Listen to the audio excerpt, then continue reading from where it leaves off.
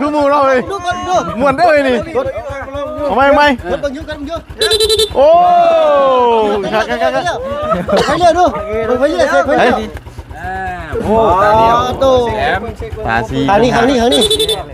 ของแท้ว่าลองเจียงก็ฮู้มันยืนยันแม่นแล้ว ยันเลย ของ แต่ แท้ ว่าชื่อตัวเขาก๊อปอันชื่อตัวนั้นสี่พาของป๊อป อ้าวอันนี้เงินที่ว่ามันเดือจากชื่อรถเด้อมาบุญมอบให้เลยเนาะ เลย ที่แรกว่าจีเอาไว้นั้นอันนั้นก็เลยให้เราเลยพี่น้องเนาะบาบุญก็บ่อยากเก็บไว้คือกันอย่าลืมชื่อของเพิ่นเนาะ เอ้ยใจดีเลยกับ แม่ป้า แม่ป้าใจดีหลายๆเด้อที่มาสมทบสำหรับรถของลูกมื้อนี้ก็ถือว่าขอบใจทั้งแม่ป้ากับเอ้ยใจดีหลายๆเด้อขอให้อยู่ดีมีแฮงเด้อขอให้เย็นเป็นสุขนับแต่นี้ต่อไปขอให้สุขกายสบายใจนอนหลับ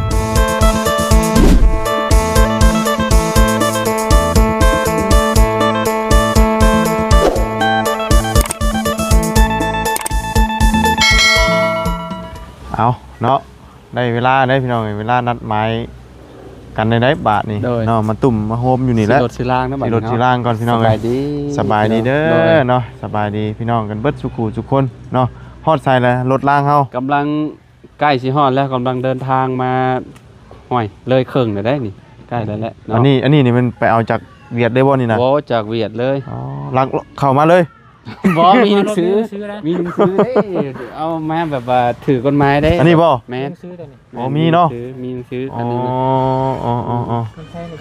ซื้อแนวปีใหม่ แม่นมันแพงน้ำมีหนังสือแล้วว่ะ อ๋อปีใหม่ล่าชุดอีก ปีใหม่แบบ โมเมนต์ มันมาดเลย โมเมนต์ล่าชุดปีนี้พี่น้องล่าชุดปีนี้ยังบ่มีอันพี่จะมาขายอันเป็นมือซองเลยเนาะ แม่ ยังบ่ทันมีเนาะมันหาเดือนนี้ก็ท่านได้เบิดซ้ำปีจังบ่โชคนี่ เมื่อนี้วันที่2เนาะที่2เดือน2เนาะ โอ้หากับ 2 เดือน หากับผ่านมาบ่โดนบันได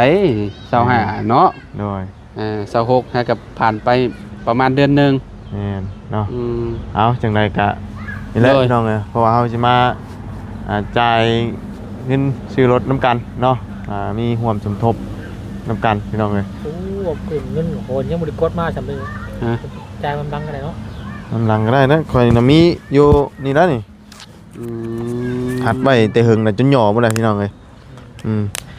ว่าสิเอาไปหมุนก่อนอยู่เด้ว่าบ่ชื่อคืออันนี้ เอาไปใส่ก่อนวะ ใส่ก่อนแล้วเนาะ ใส่ก่อนแล้วก็เป็นหนี้พอดี มันเป็นหนี้ได้เฮ็ดได้ฉันบ่มีก็ยอม แนวมันก็จำเป็น มัน นั่นแหละ มันจำเป็นเด้นี่แนวจำเป็นก็ต้องออกไปใช้ก่อนแต่ว่าเฮาก็บ่ได้ใช้ซื่อๆหรอก อืม ใช้แล้วก็เป็นหนี้เนาะแล้วก็มาใช้คือเก่า มาใส่คือเก่า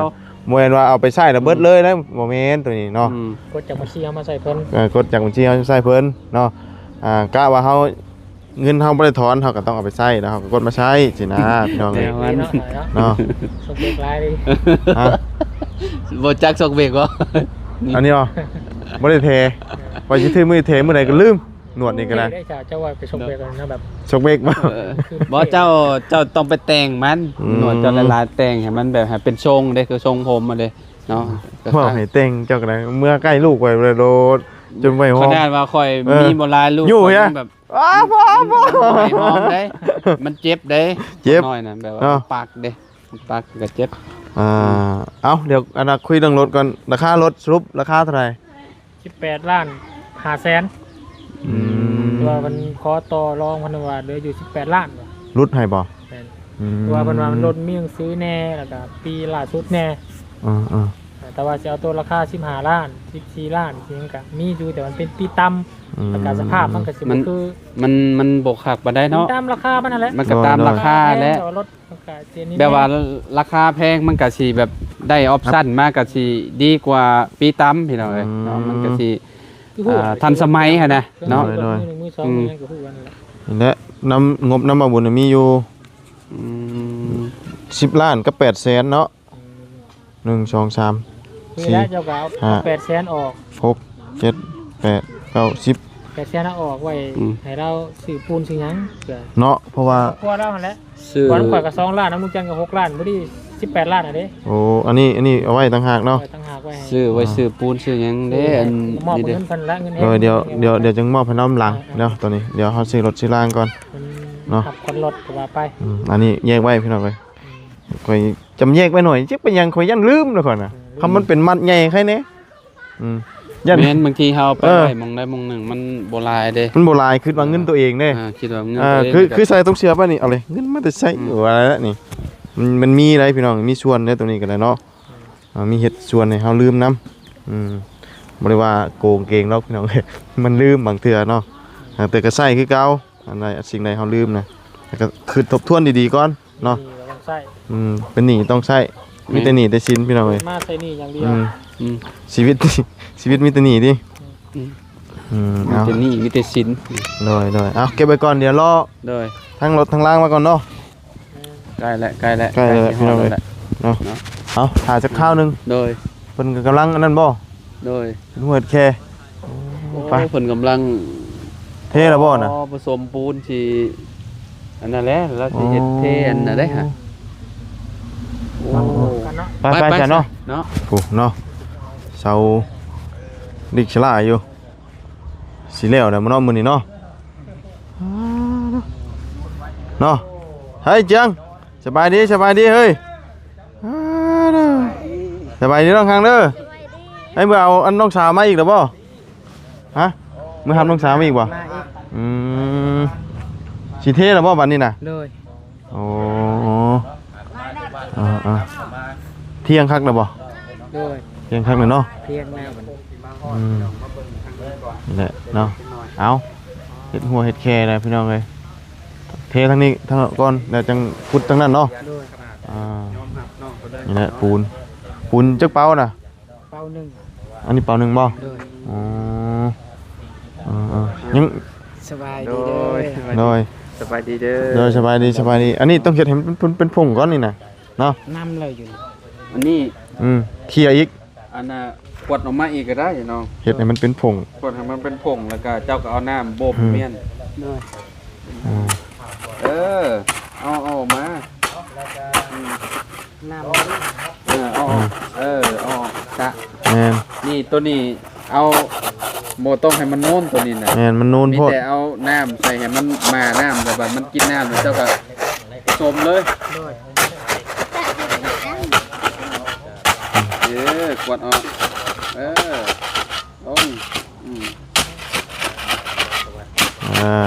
เพราะมันมาน้ำบ่ได้ขมูเป็นผงนะเอาบ่มเลยบัดมีแต่กวดตัวนี้ลงเอาเนาะระวังล้อพี่น้องเลยกองรถเป็นยังไงเด้เนาะใจเต้นเป็นตรงยิ้มเปื่อยอยู่พี่น้องเลยเนาะปูนเขาสิบ่แข็งก่อนบ่เฮ้ยรถมานี่เฮ้ยรถมาปูนแข็งนี่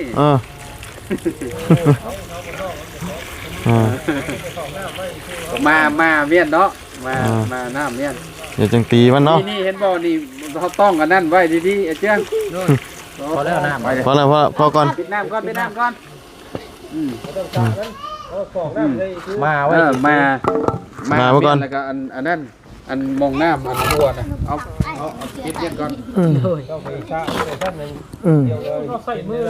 ใส่มือได้น่ะมันจะเห็ดให้มันเป็นผงแล้วก็เขามีแต่เอาน้ำลงบางมาได้ฮะ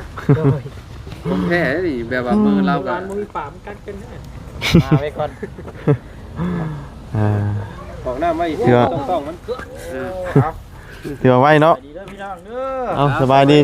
พี่น้องเลยสบายดีกินเจ้าเหรอรวมโตกันได้เหมือนกันมันบวมกำลังมาเนาะกำลังมามือชั้นวันดีได้เหมือนนี่เนาะมืองามยำดีอากาศก็ดีอีกเนาะอากาศก็ดีพลก็ตกลงห้ำเฮ้ยไปชื่อแม่เบียร์น่ะมาล่างวะล่างแล้ววะเนาะแนวมันแล้วฮะล่างคัดได้มันจังเข็ดเนาะโอ้ว้าวล่างน้ำตาก็ได้แล้วเอาอยู่รีเมงสบายดีโอ้เพชรคนเดียวว่านี่นะ2 คน2 คนเรากับเมียเราเนี่ยแต่เศร้าโอ้โหนายอยู่เฮ็ดเฮาอันว่าครึ่งอันนี้แหละมันก็สบายเนาะเอามีแต่รอคอยถ่าทางรถเพิ่นมาส่งพี่น้องเนาะเบิ่งทางนี้นะอันนี้เพิ่นก็กำลังขุดเสาเนาะเดี๋ยวถ่ารถมาก่อนพี่น้องเอ้ยเอาหมักแดงบ่ โอ้รถนี่มักสีแดงเอามาเบิ่งน้ำกันมันสิงามชำไร ได้เนาะ เอาโอ้เดินทางมาแล้วพี่น้องไอ้รถ เตะตามาเลยบ่น่ะ อ๋อดูแดงจึงครึ่งมากพี่น้องเอ้ยเนาะคนขี่ได้ไปนั่งรถเพิ่นนี่ โอ้สอนซับก็ได้เนาะแข็งแรงกว่านี้ เอิดโอ้เหลือมมาก โอ้เจ็บตา พี่น้องเอ้ย สบายดีสบายดี สบายดีโอ้ หน้าเส้นเนาะ ไผคือปิดปากเมียนอันนี้ ใช่คนเวียดบ่อายเอ้ย เวียดบ่ โอ้ แข็ง เอ้าโอ้ยเนาะ ใส่งามแฮมนี่เนาะ มานี่บ่เพิ่นรถเพิ่นน่ะ โอ้งามเนาะ มีทั้งใหม่แท้นี่เนาะ ดีเนาะ ไม่อะไรนี่ โอ้ยเนี่ย ไม่ล่าชุดเป็น ใหม่ล่าสุด เบิ่งนี่ ปียังก่อยังนี่ ปี25 ว้าวสองห้า เจิงมาไหมโอ้ ตั้งมือก่อนเนี่ย สตาร์ทมือซ้ำเลข4441 89เด้อ89เด้อ ตัวท็อปอีก โตท็อปเลยบ่ ฟังเสียงเด้อฟังเสียงทะเบียนก็งามลงเลขหรือบ่ลงเลข2อันนี้เลข1ว่าง จึกอีกวันนึงใหม่เนาะใหม่โอ้เสียงเยี่ยมคนเด้อใหม่เด้อ ว้าวเสียง บาทเดียว โอ้ใหม่ดิ พวกเลยที่ว่าน้องจะได้ของเช่าเนาะ ตรงปกเลย เนาะแบบนี้ มันมี2คันแต่ว่าราคามันก็บ่อันนั้นปานใดแล้วก็สิเอาคันใหม่เลยให้เราเพราะว่าเรามันกระเทินแล้ว โดย ราคา คักแล้วบ่บางคนเลยคัก โอ้เบิ่งอยู่ให้ขึ้นสอนเบิ่งอยู่น้องเจียงมาลองเบิ่งอยู่ เนาะ เฮ็ดได้น่ะ อาเจืองเราก็มักอันน่ะแบบว่าขึ้นเวียดเราก็เป็นประชาเวียดอย่างเพิ่น เอามีหนังสือพ่อคุณว่าเนาะ ซื้อเลยโอ้คัก เราว่าเวียดหลายบาทบาทนี่ ทำสิไปอยู่เวียด มีหนังสือมีไว้น้ำไส้ข้างนี้ มีใบนำไส้ โอ้ข้ามเวียดได้บ่ตัวนี้น่ะ โดยได้ อ๋อ มารถ ได้ ได้ ซื้อเนี่ยเนาะมี เอาบอกว่าเวียดครับเมียนเก่ง โดย เก่งบ่เพิ่นเดิน โดยเก่ง เอาช่องเลยเก่งยู่เข้าไปพุ่นไปยังเก่งหน่อยนะยู่เข้าไปเฮือนพุ่นไปยังเข้าเอาเลยตะหน้าเฮือนบ่ได้ไป เอาขี่ไปแล้วไปอยู่ยังขี่เอาติ โอ้ยอย่ามันเก่าเนาะ บ่เหลือมมากเนาะอุ้ยมันย่างงามแท้นี่บ่โอ้ตามเราขั้วเลยโอ้อุ้ยเนาะเอาเบิ่งดู มาพลักหน่อยกับมาลูกแม่พลักเยอะ งามดีเนาะ ใจนำอาเจือง บ่จักก็ยังแบบเอี่ยมอ่องเลยเด้อืม ฟังเสียงหัวใจเราเต้นก่อนพี่น้อง เนาะ บุกก้อยเล่นรถคันนี้ นี่เบิ่งไอ้บาทนี่ ได้ไปบ่ผิดหวังพี่น้องเอ้ยใส่ได้ ไม่เนาะ ไม่คิวกุ๊กป้ายทะเบียนเอาอีกแล้วใส่ยันลูกบวชแล้วพี่หน่อยเนาะ แต่ว่ามีแต่แนวยังใหม่ๆเลยนะ วันจันทร์นี่ แกะยังเลยนะ ว่ารถ มั มัน น เด้อติ89 มันก็ซ้ำนี่แหละเนาะรถมือสองเนาะ ยางก็ยางไม่ได้นี่ยางนี่ขี่ได้อีก2ปีพุ่นนี่ แซ่บหูแซ่บตาดีเนาะ งามหลายงามหลาย แต่นั้น ได้เจียงงามคักบ่เบิ่ง โดย หนีบให้อันดาจนคอรุด มัน ปุ๊บ เต็มลีนี่น้ำมันเนาะ ให้ลายพร้อมเนาะ บ่เพิ่นใส่ก็เต็มทางอยู่แล้วแต่ว่าเฮาแลแต่พุ่นมาพี่หมด โดยสามารถจับ เบิ่งดูจักกิโลเลยโอ้ย ใช้จักกิโลเลยบ่เพิ่น 3 4เนาะ 4,000หรือว่าธรรมดาได้ น้อยเดียว 4,000 เนื้อ กิโลนี่กันว่าเพิ่นสิปรับเอาก็ได้ปรับซุนๆก็ได้ตัวนี้ แต่ว่าเพิ่นแบบเอาแบบมาเลยจากมือมาเลย มาจากอันน่ะเพิ่นเลยเนาะ ของเลยนี่เนาะ เพิ่นเนาะเดิม งานประมาณไหน โดยแม่นน่ะแต่ว่ากันว่าเรื่อง ๆ ของ เสียง มอ กุ เตอร์นี่ ญแจ2ดอก ปรับก็ได้ ครับก็ได้ อ๋อ แต่ว่าเรื่องตัวนั่นผมซักมันโอ้เสียงเตะแล้วคักเนาะ สไลด์อีกเนาะ โอ้คักเลยเฮ้ย สไลด์บ่ เฮ้ย F16 โอ้โอ้คือหมูเราเลย ดูก่อนดู ม่วนได้เลยนี่ทำไม เบิ่งอยู่กันอยู่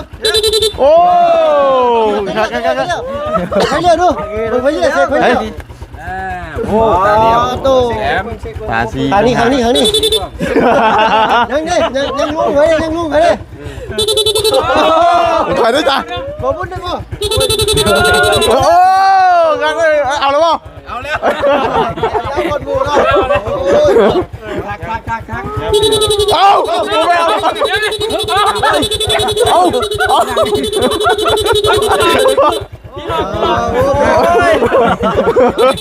โอ้ย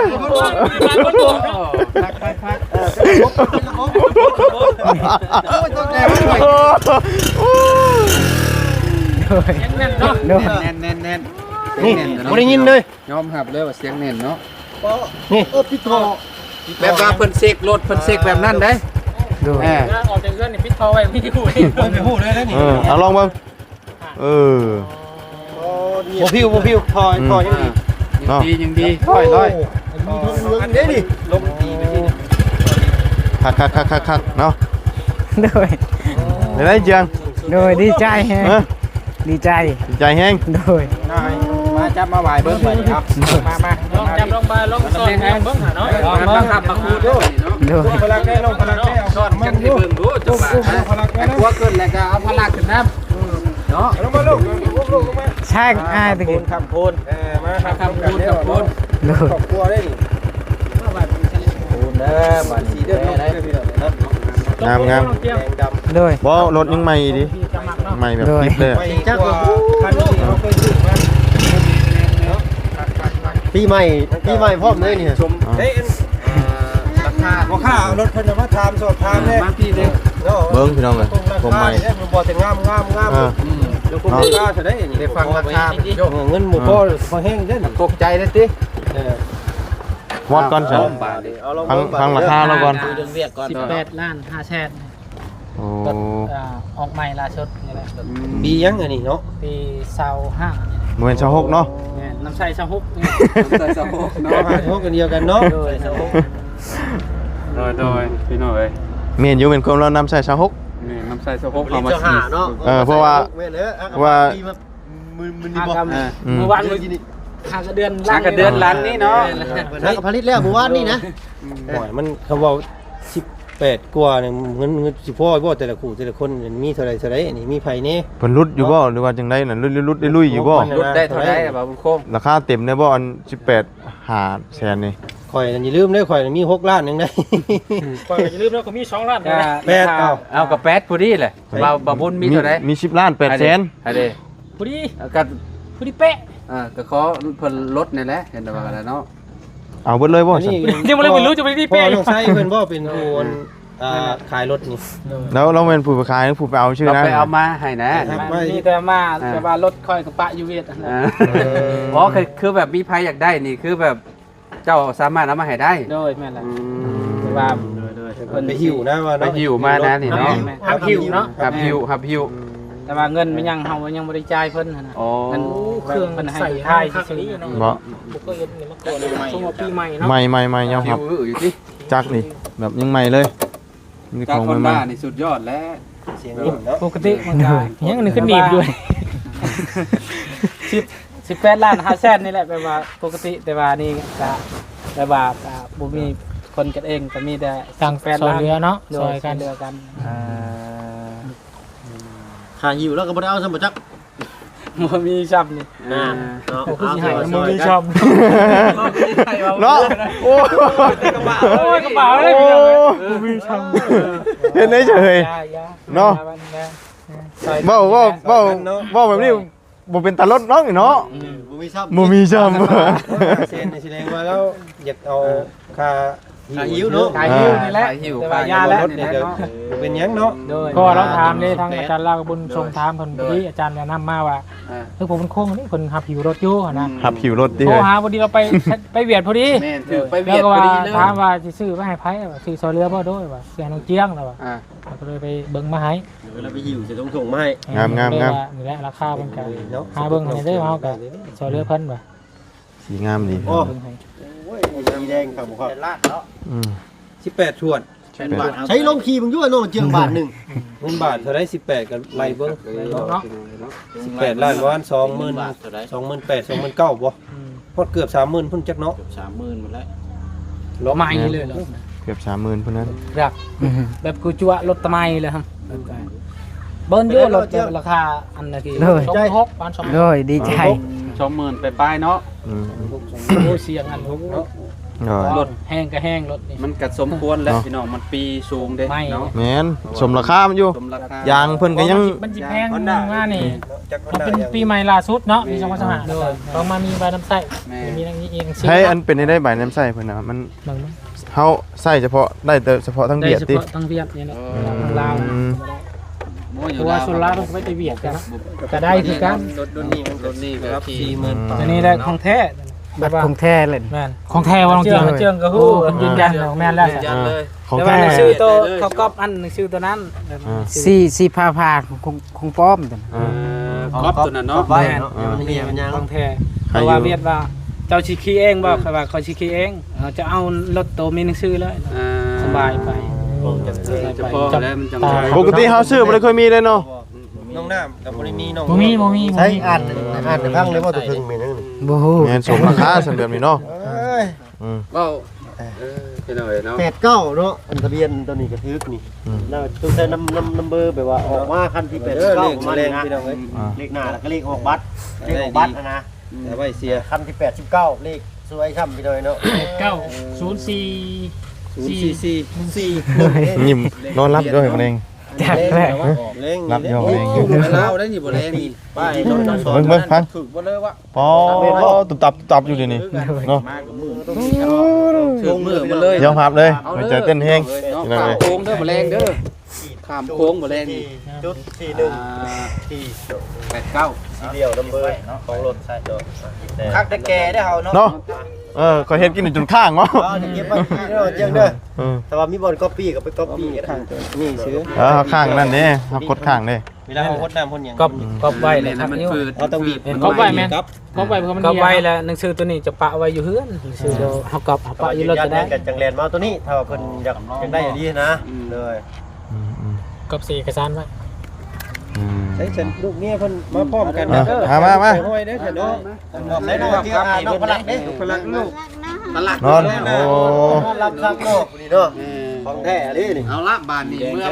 บ้านเมื่อซองกับบ่ย่านแล้วบ้านนี้เนาะ มายืนเที่ยงกันแล้วเฮาจังสิอันจ่ายเงินจ่ายค้ำให้ พี่เพิ่นยืนข้างนั้นเฮา ข้างนั้นเนาะ กล้องข้างนี้ มันยอดเสียงเนาะ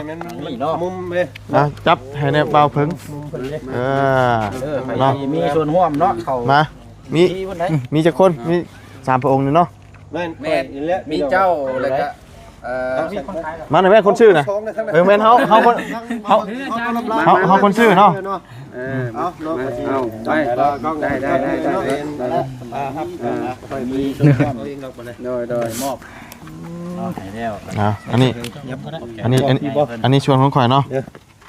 เดี๋ยว800,000นี้เก็บไว้ก่อนเนาะเก็บไว้บางเทื่อล้างหัวรักแคเนาะบ่พอสบายดีเนาะ โอ้เป็นสิ่งที่น่าตื่นตันใจมื้อนี้พี่น้องเอ้ย หน่อย เอารถกระไม้ 1 สีสันสดใส 2 3 4 5 คนผู้เก่านะ 7 8 ยันพ่อ 9 แล้วผมข่อย 10เป็นได้ ย่านได้ โอนบ่ ใจได้ผมข่อยได้รถได้จกบอกแล้วนี่ โอนเอาก็ได้เนาะ โตคักบัญชีอยู่ให้เจ้า เพราะว่าข่อยเงินข่อยได้ มีบัญชีอยู่แล้วบ่าวบุญคง มีอยู่ ข่อยได้กดเบิดแล้วนะข่อยจำเป็นเอา สิโอนเอาบุญก็ได้ เงินสดให้เรา เอาเป็นโอนเอาด้วยกัน เพราะว่ามันอยู่ในถุง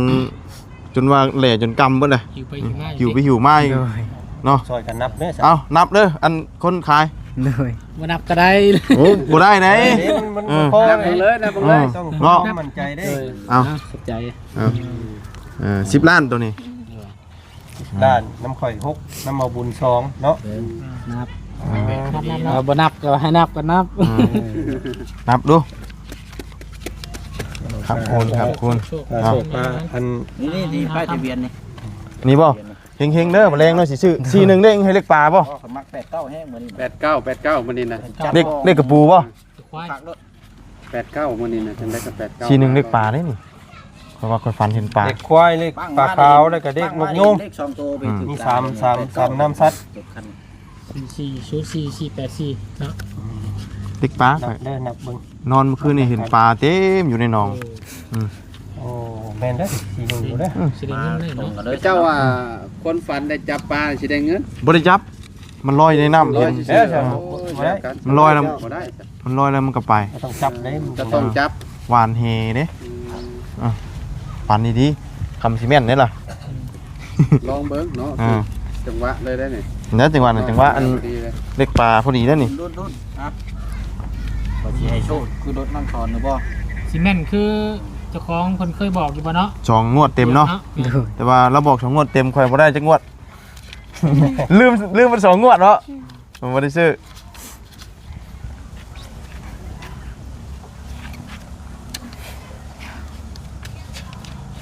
คนชั่วแล้วเนาะมันสำคัญได้พี่น้องเนาะมื้อนั้นแล้วก็โอ้ ขาด บ่พอเลย ไปได้ไปหนึ่งไป คุณ แล้ว ว่าครบคุณว่ามันก็คือว่ามันหลายมื้อ อ่า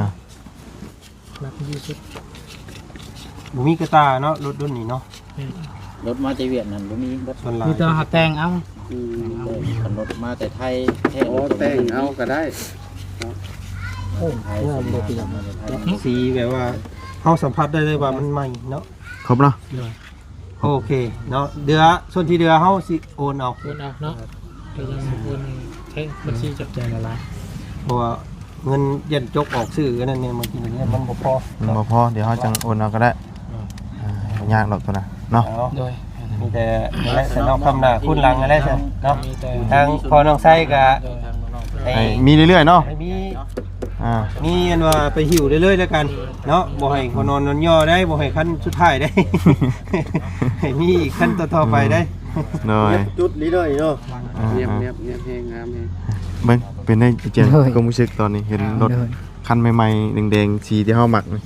โดยแบบโตสั้น สั้นบ่ โดย อ่า แบบ นี่ก็จะแม่นเงินเฮงนี่ เงินเฮง บ่เป็นหยังดอก 50,000 บ่เป็นหยัง เงินเฮงนี่ เอาแล้วเป็น เงิน โด เฮง ยใจเด้อ เงินเฮง เบิ่งเลขดู มึงเลขรูปตรงกันจัก บ้าเลขเลยพี่น้องครับ 74เฮ้ยกับ8 โอ้ยน้ำมันลายไปแนวอื่นบ่ได้นี่ เออ เอาแต่3ตัวน้ำ สามตัวพอเนาะเอาถือว่า หม้อไปบ่ได้ มีแต่แนวนั้นเด้อครับ โดยขอบใจคือกันเนาะ ใจกัน บัญชีจะเอามาก่อนเดี๋ยวจะหน่อยไปลืมนะ แล้วเลยติ เอาคำว่าพี่น้องเพิ่นอยากซื้อให้ครอบครัวอื่นได้บ่บ่บุญฮง ได้ ได้คือกันเนาะบ่ยาก แต่เนาะทางเที่ยงคือแต่ละทำไปก่อนเนาะ แม่นเอาทางบ่บุญเลือกก่อนก็ได้อ่ะ อันนี้ คุณทางผู้ใหญ่เพิ่น เอาให้เราเลยก็ได้เนาะตัวนี้เนาะเพื่อ ขวัญทุงแล้ว อัน800,000นี่พี่น้องเอ้ย เหลือจากซื้อรถซื้อ เห ลา ลือจากชื่อรถชื่อล่างพี่น้องเนาะก็มีแต่ว่าสิมอบให้เพื่ออันเนี้ย เนาะ แม่นเพื่ออย่างเราบ่มีแล้วมันขาดมันเกินนั่นแหละ 2ล้านเนาะ เนาะเอาอันนี้เงินที่ว่ามันเหลือจากชื่อรถเด้อ โดย มาบุญมอบให้เลยเนาะ โดย ที่แรกว่าสิเอาไว้นั้นอันนั้นก็เลยให้เราเลยพี่น้องเนาะบ่บุญก็บ่อยากเก็บไว้คือกันอย่าลืมชื่อของเพิ่นเนาะ โดย เอากะเงินที่ว่าซื้อรถชื่อล่างนี่ก็มีทาง เรียบร้อย เมป้าใจดีอยู่ทางฝั่งไทยว่าสิขยายที่ดินให้หั่นละเนาะตอนนั้นแล้วก็ เรียบร้อยพี่น้อง กลายเป็นว่าโมฆะเรื่องดินบางคนก็ได้เปิดสมทบซื้อรถเนาะแล้วก็มีทั้งเอื้อยสิงห์ โดย ปฐมวงศ์ที่ว่าเคยซอยมาหลายๆอย่างเนาะเพิ่มมา3ล้านเนาะว่าบุญไปแตกมากันได้อยู่ทั้งหมดทั้งมวลได้10ล้านกับ8เซนเนาะบัดนี้เนาะ บ่าวบุญฮง เอามีแต่ให้เจ้าอันว่าฝากมุกขอบใจทั้งเอื้อยกับป้าเพิ่นนี่เด้อ โดย ที่ว่าต่อ ขอบใจทางเอื้อยใจดีแล้วกับ แม่ป้า ป้า ใจดี แม่ป้าใจดีหลายๆเด้อที่มาสมทบสำหรับรถของลูกมื้อนี้ก็ถือว่าขอบใจทางแม่ป้ากับเอื้อยใจดีหลายๆเด้อขอให้อยู่ดีมีแฮงเด้อขอให้เย็นเป็นสุขนับแต่นี้ต่อไปขอให้สุขกายสบายใจนอนหลับขอให้เจ้าได้เงินหมื่นตื่นมาขอให้เจ้าได้เงินแสนเด้อวาสนาสิ่งใดขอให้เจ้าได้สิ่งนั้นเด้อไปทางใดมาทางใดก็ขอให้มีแต่ความสุขความจงเจริญให้ร่างกายสุขภาพแข็งแรงสาธุ ถูกเนาะ โดย เนาะเอาทั้งเมียลูกบัดนี้เอา ขอบใจทั้งแม่ป้าแล้วก็ โดย เอื้อย ใจ ใจ ทั้ง ดี แม่ป้าแล้วก็เจดีขอให้อยู่ดีมีแห้งขอให้อยู่มันคนยืนขอให้สุขกายสบายใจสันรับขอได้เงินหมื่นตื่นมาขอได้เงินแสนพัฒนาสิ่งใดขอให้เจ้าได้สิ่งนั้นขอให้สุขภาพร่างกายแข็งแรงขอให้ร่ำรวยกว่านี้อีกเด้อสาธุ ถูกเนาะเอาเรียบร้อยเนาะ และขอบใจทางเบาบุญนำเด้อที่มาสะพานบุญให้ ใจทาง เอื้อยใจดีแล้วก็แม่ป้าก็ถือว่าให้ทางเบาบุญอยู่ดีมีแฮงเด้อไปทางใดมาทางใดก็ขอให้มีแต่ความสุขความจงเจริญเด้อสาธุ ถูกเนาะเอาเดี๋ยวให้ทั้งเบาบุญสารวัตรครับบอจันทร์ก่อนบัดนี้เนาะ เนาะ โดยเอา เอาเนาะส่วนทางวันจันทร์ก็โอ้ดีใจน้ำน้องเพิ่นอยู่ที่ไหนเนาะมีรถมีรางใส่ มีที่เป็น น้ำมันเสร็จ เอาเนาะสำหรับคลิปนี้บาบุญก็ขอจบไปเพียงแค่นี้เลยเด้อซะเนาะจังไดก็พบเจอกันใหม่เนาะถือว่าเรียบร้อยแล้วพี่น้องเอ้ยมื้อนี้เนาะความฝันของอาเจียงเนาะความฝันที่ว่าอยากมีรถมีร่างเนาะพาครอบครัวไปหันไปนี่มันทุกอย่างแหละพี่น้องเนาะเฮามีรถน่ะมันสะดวกสบายเนาะมันความฝันหลายๆคนเนาะก็ในราคารถก็18ล้านให้กดแกะกล่องพี่น้องเอ้ยเนาะแบบใหม่ดีพี่น้องเอ้ยเนาะงามเอาจังไดก็ต้องขอบคุญขอบคุณทางแม่ป้าใจดีอยู่ทางฝั่งไทยเนาะแล้วก็ทางเอื้อยสิงห์เนาะที่ฝากเงินมาร่วมสมทบซื้อรถให้ทางอาเจียงจังไดก็ขอให้ทางแม่ป้าแล้วก็ทางเอื้อยขอให้อยู่ดีมีแห้งสุขกายสบายใจเด้อเนาะว่าสิเฮ็ดธุรกิจการงานใดก็ขอให้ราบรื่นรุ่งเรืองเจริญก้าวหน้าในหน้าที่การงานสิ่งสำคัญก็คือขอให้สุขภาพร่างกายแข็งแรงอยู่เย็นเป็นสุขพร้อมด้วยครอบครัวเด้อเนาะสาธุเนาะเอาจังไดก็สำหรับคลิปนี้บ่าวบุญก็ล่ำลาก่อนพบเจอกันใหม่ครึ้มฟ้าครึ้มฝนมาเลยฝนตกพี่น้องมื้อนี้เนาะไปแล้วสบายดีไป